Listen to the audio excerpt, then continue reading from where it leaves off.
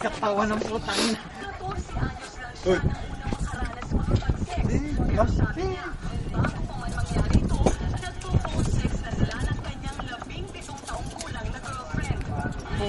Andyan na, kalalapit-lapit yung nag-16 siya. Huling-huli lahat to. Huling-huli lahat to. Nagsimula raw ang kanyang pagiging curious sa sex nang maging paksa ng kanilang subject sa science ang mga bahagi ng katawan. Yun.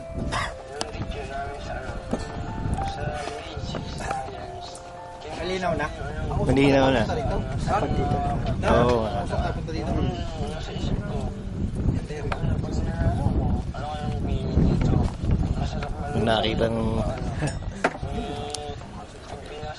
Nakita ng asawa ko to. Ganun pala ginagawa mo doon. Ha?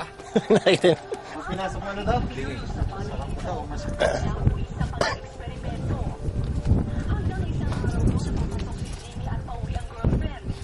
Lights, camera, action.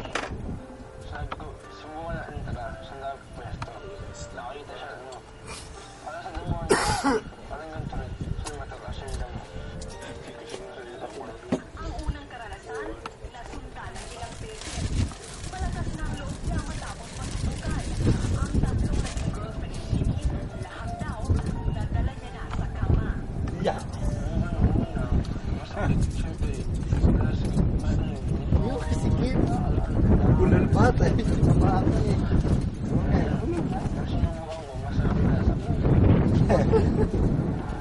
Matagal na sa ibang bansa bilang OFW ang ina ni Jimmy. Abala rin daw ang malito sa paghahanap buhay. Susunod na ano yan, yung bakla. At pagpapayo ng ina.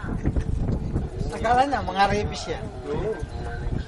Eh, pag magkaedad-edad yan, wala nang magpapaiot yan ng ano. Kasi kailangan may pira na eh, kung walang mga pira na mga yan. Hindi pa rin daw ito na pag-iisipan ni Jimmy. Hey, kaya pa yun. Mga kabarkada. Sa lengguwahe nila, hirap din kapag di ka nakakaranas ng sex. Unang naka-60 shit yan.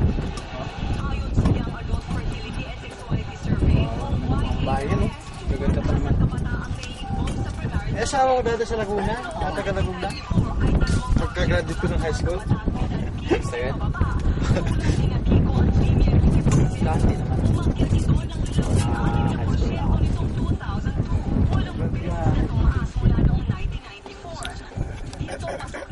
Nakareklo pa ako. Sabi pa, karamihan sa mga bataang ito ay exposed sa media kung saan 55% ng mga batang kalalakihan ay nanonood ng mga pornographic na material. Gulat na gulat man ako sa takbo ng pag-iisip ng bawat isa sa kanila. Nga kami bold din noon yung high school. Ang 40 kami. Tapos yung kasama namin, may kapatid na mga dalaga. Hindi namin alam na dumating na galing eskwela. Simple-simple yun, mati siya eh. Naanan mo ang babae. Oh. Wala lang ibig. Oo. Sabi niya, huwag na kayo mag-ano, nahuli na kayo.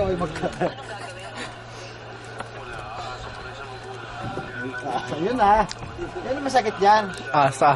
Oo. Pag wala ng pira, siyempre, pag lumaki ang mga kaiutan ng mga yan, kailangan na iyat ka, may pira na. Kailangan natin pagkain. Magre-rip na ngayon yan.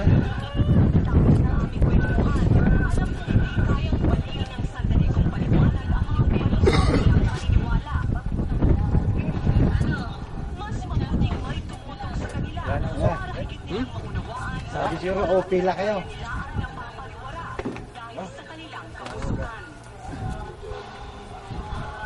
Tirahe ka. Tirahe yung mga dami yan.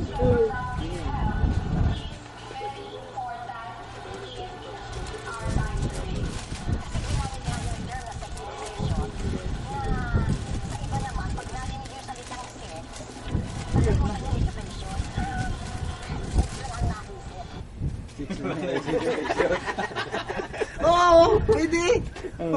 Walang education. Wala na nga naman yung education. Sex na lang natira.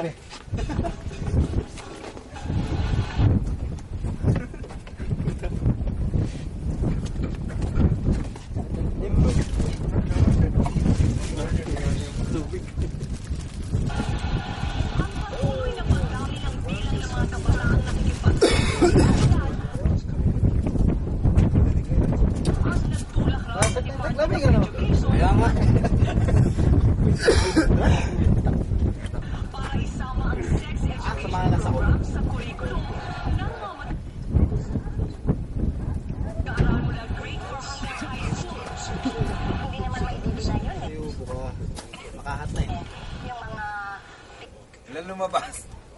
Ha? Wala nang laman. Wala nang lumabas na ng laman. Wala nang laban. Agar ba? May butas yan, natipan. Ang leg natin.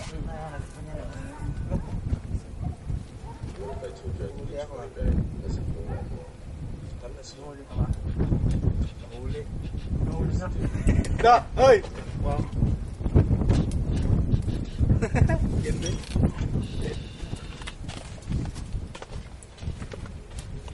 Para tanggal yung usok dito.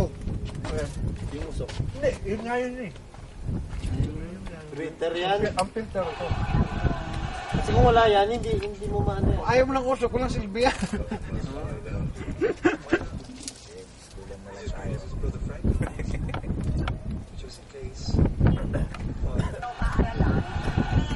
Alam mo, ang collector lion dito eh.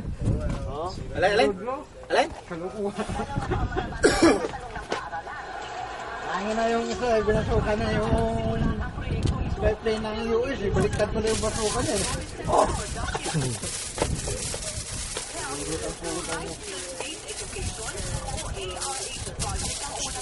Dali mo yan. Kasi ginamit nga yung term na sex education na sa iba naman, pag narinig yung salitang sex, nakalimutan yung education. Sex lang ang naisip, no? Ano rin siya eh. Oo, siyempre, aware din siya eh. Dalaga pa. Hindi naman sinabi ka agad, masarap pala.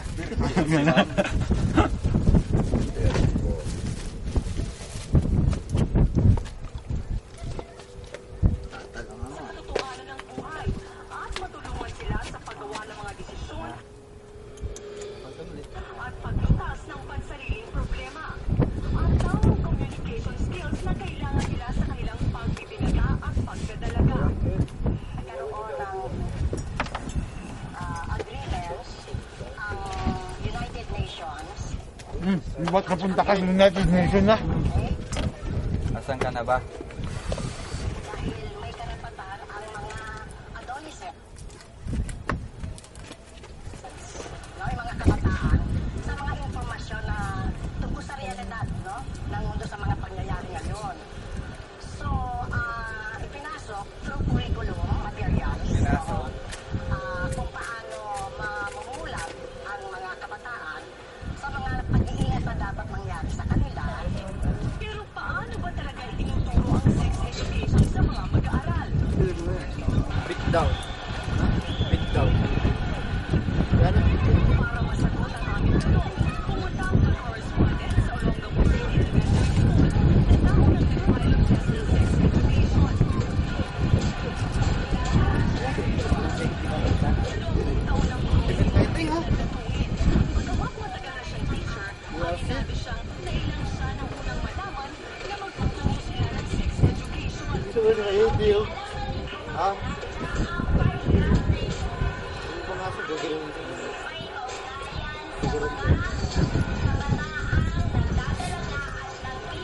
Wait! Wait!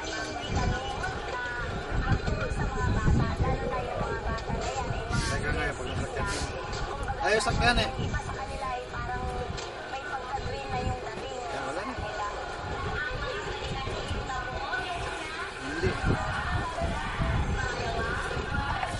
Geografiya, kasaysayan at sibika ang subject na tinuturo ni Edna. Pero ngayong araw na ito, parte ng pagtuturo niya ng HECASI ay magtuturo siya ng adolescent reproductive health. Hindi ito another subject. Ito ay messages, no? Yung silik. Naiibigay lamang sa mga feelings Hindi pala. Good for yan mo. Good for? natutuwa raw sila sa mga Social studies. ngayon. Galit. Ayos naman po. Kasi po ito po yung makakatulong sa akin para malaman po natin yung mga masaya naman po kasi talaga. Napag-intindihan naman po namin yung lessons. Pagka po pumasok po sa isip ko po na parang maganda po itong matutunan dahil kung malalaman po namin ang gawain tama at sa resulta ng evaluation na nakaraang pilot testing, lumalabas na ang module na ginamit para Ganyan ako to? Dami lang kiyak tayo. Wala, tada ako, pupunutin ko. Gusto lang dyan, babae? Ito ang sinikit ng babae. Maganda na, magpalamig ka ng tubig sa pagdamot. Kumit! Yan, maganda yan. Maraming nangyayaring ganyang mga krimen dahil nga sa kakulangan ng kaalaman.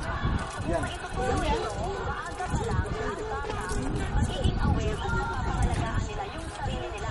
Nagkakaroon agad sila ng protection na ito pala ay hindi dapat.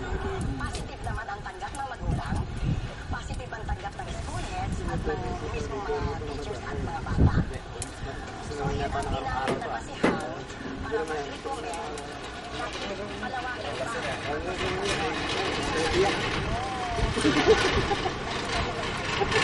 Alala ko nung natin natin si Melvin. Diretso yung stock. Ay, ng sex education sa kanilang klase. Eh sa akin, dilaw na. Ang laman ng kanilang module at bago ito husgahan. Ang nais lang naman daw nila ay maarmahan ng mga kabataan. Baka mainom naman yan. Ha? Baka mainom. Ano yan? Papalamigin. Para? Parang palamigin. Masarap ang malamig yan. Ah, ganon? Natinig lang ang sex education pero hindi nila nakikita ang aming material. Matapos masubukan noong nakaraang taon ang paglakip ng ARH sa mga subjects sa school at matuwa sa resulta ng pilot testing, ang lahat ng public schools sa buong Eh, adik-adik ko. Higop-higop yan. Shabu. magtuturo ito sa kanilang curriculum. Mga sipat pa yan eh. Nice, man. Tulad ng Hero High School, hindi sila kasama sa original na batch 2 ng ARH project ng DepEd. Sa halip, ang LGU na ang sumuporta sa pag-train sa mga guro nila at magbigay ng mga kakailanganing module para sa Mga ano, kaiwatan dito mga diksyon. Mga tao pong diksyon na to.